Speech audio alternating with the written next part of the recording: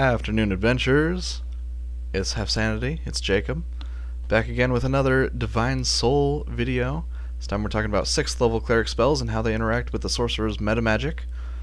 6th level is interesting for Clerics. I say every level is interesting for Clerics. Actually, this one's a little less interesting for Clerics in some ways, because about half of the spells, 5 out of the 11, are sort of out of combat utility spells, and they don't really benefit from most meta magics. So I'm going to start with those, and then I will take on the other 6 alphabetically one by one. So the spells that don't really get much from meta magic are as follows: Create Undead, Find the Path, Forbiddance, Hero's Feast, and Planar Ally. Now, of course, some of these can be cast as distant spells. They can all be cast as subtle spells. Every spell can be cast as a subtle spell. But they don't really need those. For example, Hero's Feast, you can make the food of the feast appear 60 feet away instead of 30, or within 60 feet. But why? You know, there's no point. The creatures still have to go to the food and spend an hour eating it anyway. I guess the option's there.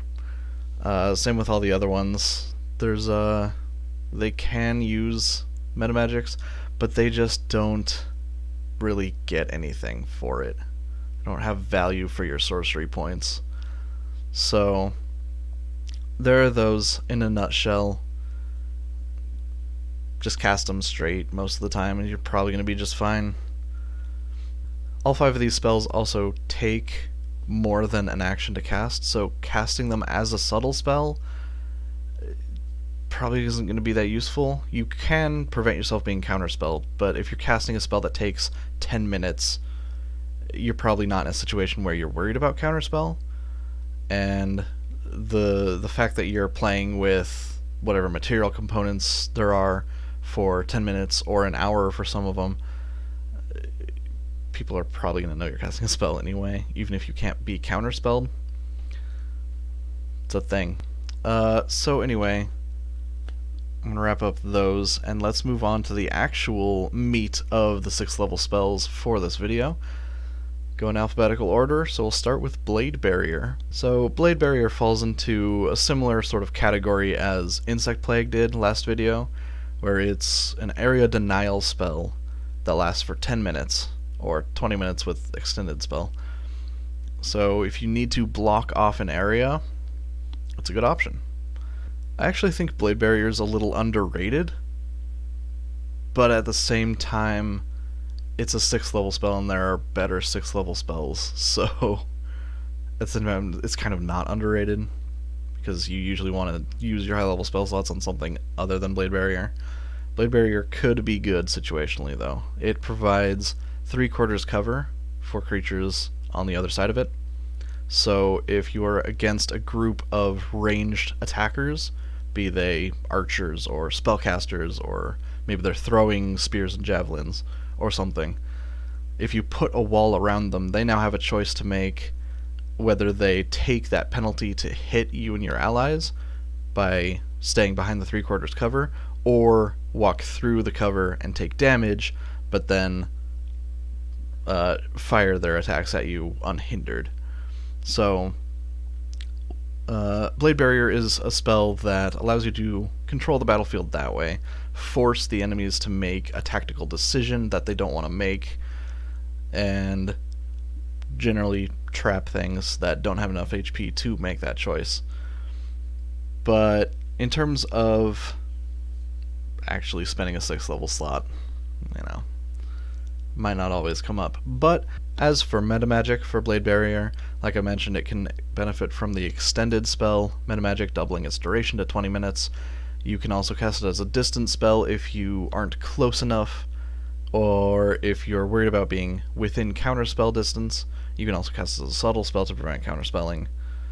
And that's about it. Blade Barrier does deal damage, so it is eligible for the empowered spell meta magic, rerolling low damage dice, but it also deals damage to individual creatures, and unlike Insect Plague, when it first goes up, it doesn't deal one initial burst of damage, so you'll only ever be re-rolling damage for one creature at a time, which can burn through your sorcery points very quickly if you keep doing it.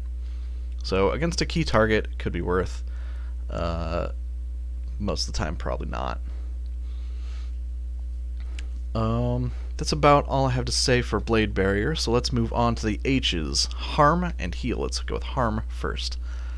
So, Harm is an interesting spell because it deals a good chunk of damage, especially for a Cleric spell, at 14d6. Now it only hits one creature, but if you're trying to take out a key target, could be well worth casting. I've actually had this cast against me recently as a player, and it hurt a lot. Now, as a sorcerer, it does have to compete with things like Disintegrate and Chain Lightning for that 6th level slot, but Harm has a place if you're trying to fight a creature that heals or has health regen at the start of its turns, for example, because Harm will reduce a creature's maximum HP if they fail their saving throw against it. And also, Harm can't reduce a creature below 1 HP, so if you're trying to take a creature alive as a prisoner or question them before they die, anything like that, Harm can go a long way to dealing that damage as a ranged spell without the risk of just killing the creature outright. So it's a bit of a niche use, but it's there, and this is the only spell that does that. So with Metamagic, we have some interesting options. The spell has a range of 60 feet, so it can be distant and cast from beyond counterspell range. Of course, it can be subtle as well. And it can also be quickened, and that part's important because if you cast the spell as a bonus action with Quicken Spell Metamagic, reduce a creature to 1 HP or low HP, and then follow it up with a melee cantrip or just a melee attack, for example, Shocking Grasp, you can knock out the target with that Shocking Grasp or other spell or attack. As long as it's a melee attack, you can knock a creature out instead of killing it. It does not have to be a weapon attack. So, as a full caster, being able to deal somewhere on the order of 50-ish damage and non-lethally take down a creature is something a lot of casters aren't really capable of, whereas your fighters and paladins do that stuff all the time because they're built around melee, if they're built around melee. So Harm fills an interesting niche, and I've always had a place in my heart for it, but in a lot of cases you don't need to knock out a creature, so Harm probably won't be the choice, especially as a Divine Soul, like I said, competing with that 10d6 plus 40 Disintegrate or Chain Lightning against multiple creatures. Harm has a harder time standing up in comparison to those kind of spells. Harm can also be used with the Empowered Metamagic. You roll 14 dice for the spell's damage, so some of those are bound to come up pretty low, 1s and 2s, and 3s if you're playing the averages. And so you can use Empowered Spell Metamagic to re-roll the low ones and get more of that potentially non-lethal damage. Of course, you can use Empowered Spell Metamagic with another Metamagic option, so you can cast Harm as a quicken spell or whatever you need to do, and then also re-roll some of that low damage. Now, Harm can also be twinned to double that amount of damage. Across 2 creatures, 28d6 is a pretty good chunk, and you can use Empowered Spell Metamagic on both of them if you want, because 2 creatures I usually see run as 2 separate damage rolls, but either way you run it, you can bump up the damage.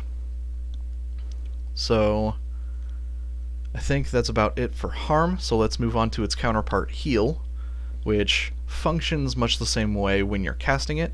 They both have a 1-action casting time, 60-foot range, and verbal and somatic components with no material, so they can both benefit, I should say, from all the same meta magics. Distant, subtle, quickened.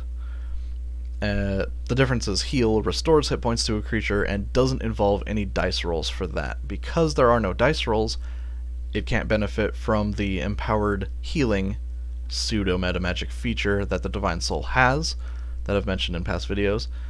But at the same time, it doesn't need that feature because it's already restoring its set amount of 70 HP.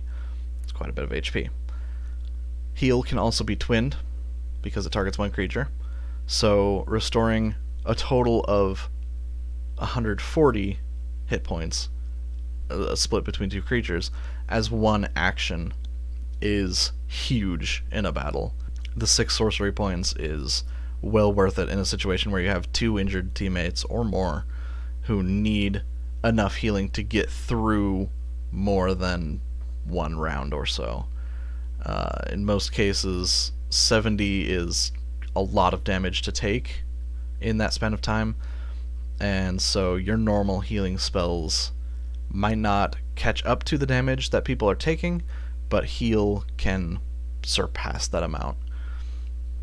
Other than Twin, though, you can cast Heal as a quicken spell and follow it up with a cantrip if you want to get a little damage out.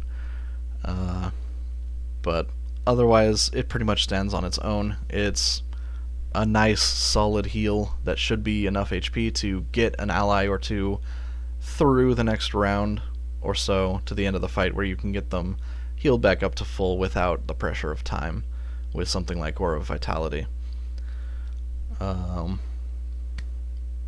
So moving on to Sunbeam, another of my personal favorites.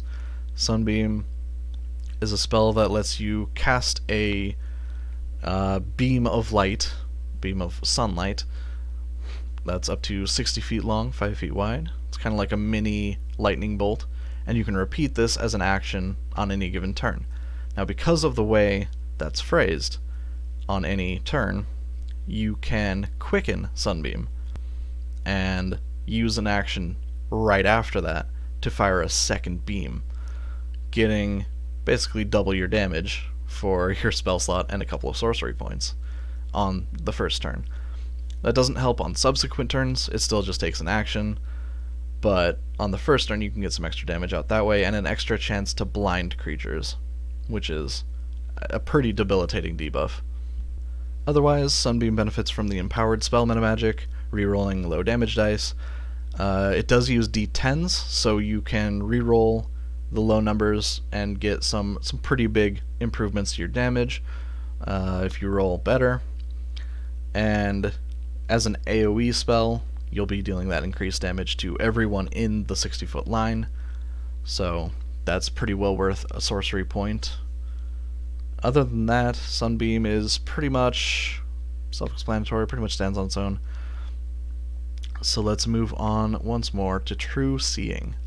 True Seeing is also a utility spell, and in most cases probably will be cast out of combat, but because of just the nature of how it is, it actually does have some pretty positive interactions with metamagic, so let's get into that. True Seeing has a range of touch and targets a single creature, so it can be twinned, which is generally going to be my recommendation for the spell.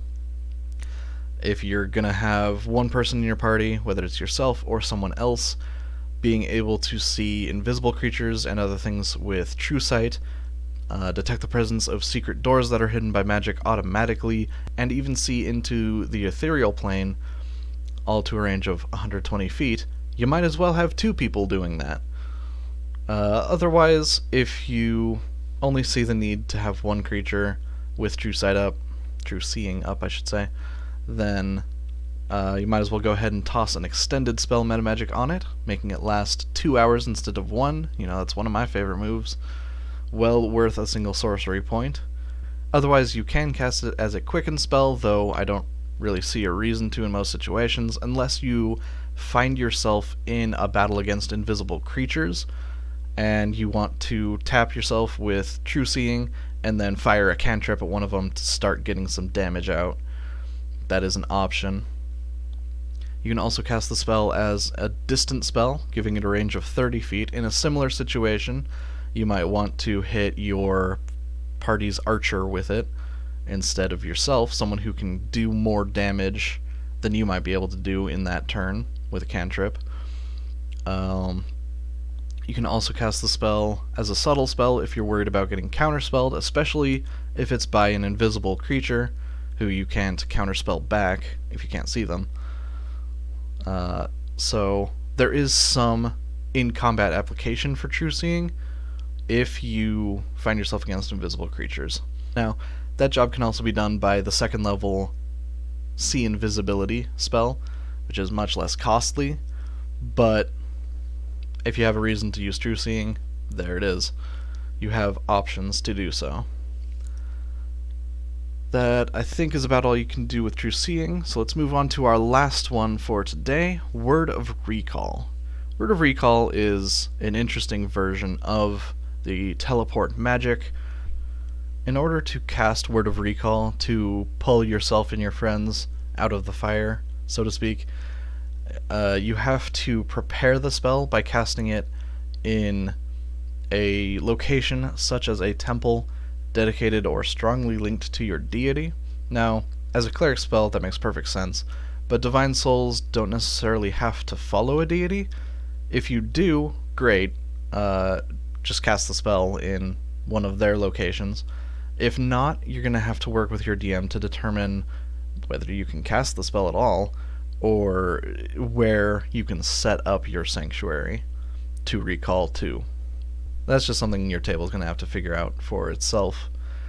But assuming you have a sanctuary set up, the spell allows you to teleport along with 5 willing creatures, up to 5 willing creatures, that are within 5 feet of you. Now, the 5 feet is a range, so it can actually benefit from the distance spell metamagic if your party isn't grouped up quite closely enough to get within 5 feet of all of them. You can extend it to 10 feet and hopefully catch everybody and teleport away to safety.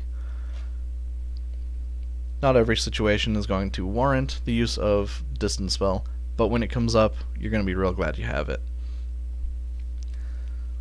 It can also be subtle if you're afraid of getting counterspelled. If you're against a powerful mage or multiple, it's never a bad option to cover yourself that way.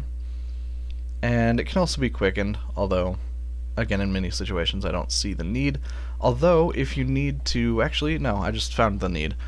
If you are engaged in melee with some enemies, and you want to move away from them and get to your party, you can disengage, move to your party, and then cast Word of Recall as a bonus action to teleport away to safety. Or if you are too far away and you need to dash, that's also now an action. So quickening the spell to a bonus action gives you a bit more play with what you can do on your turn to set up for it. Now that's about it for Word of Recall, which means that's about it for the 6th level cleric spells, which means that's about it for this video. It's probably going to come out a bit shorter because of those 5 at the start that I kind of knocked out all at once. So, thanks for watching. Thanks for making it to the end. The YouTube algorithms are starting to figure out who I am, so if you want to see the next ones, you can subscribe, and it'll certainly show up on your, subscriptions when the next one comes out. If not, it might anyway, so, it's your life. Do it or don't. I'm not gonna tell you one way or the other. I'm not gonna tell you how to live your life. Same with likes. It helps the video, it helps me out, but do you. It's all cool. I'll see you in the next one. 7th level coming at you. Each video is probably also going to be a little shorter because as you get into the high levels, there are fewer and fewer spells. So there were 11 for this one. I don't think there are even double digits for the 7th levels. I'll have to check. I'm rambling long enough. Yeah, see you in the next one. Peace.